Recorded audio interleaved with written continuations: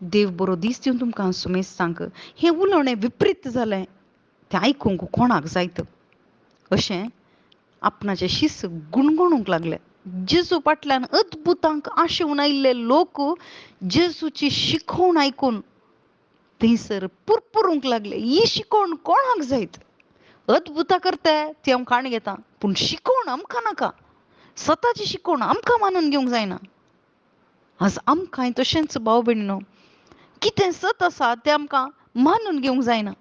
कितें देवाचें उतार सांगता तें आमकां मानून घेवंक जायना. जायते फावटी आमच्या मनशाच्या सैमांत, मनशाच्या जाणवायेन बरोवन मनशांक ह्या संवसाराची कितें कुशलकाय आसा त्या कुशलकायेक लागून आमी कितें सकड ह्या जाणवायेन आमी कितें वाचतां त्या प्रकार आमकां जायचें.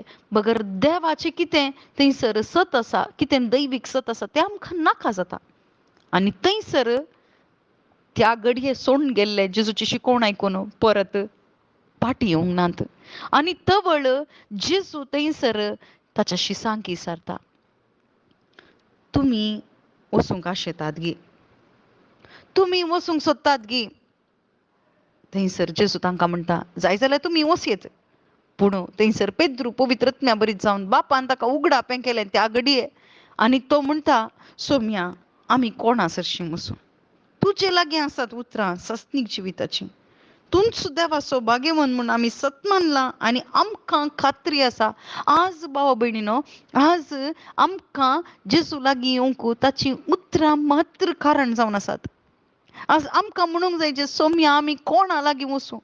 आज मनशा लागीं वा कोणाय लागीं आमी गेल्यार ही सस्तीक जिविताची उतरां मेळटात गी ना. बगर जेजू लागीं येताना येया म्हजे सरशीं तुमी वजन वावयतले न्हू, कश्टांतले न्हू. हांव तुमकां विशेव दितां म्हणून जेजू क्रिस्तान म्हणा. कोणी मनशान म्हणूंक जायना आनी तें करूंकय जायना.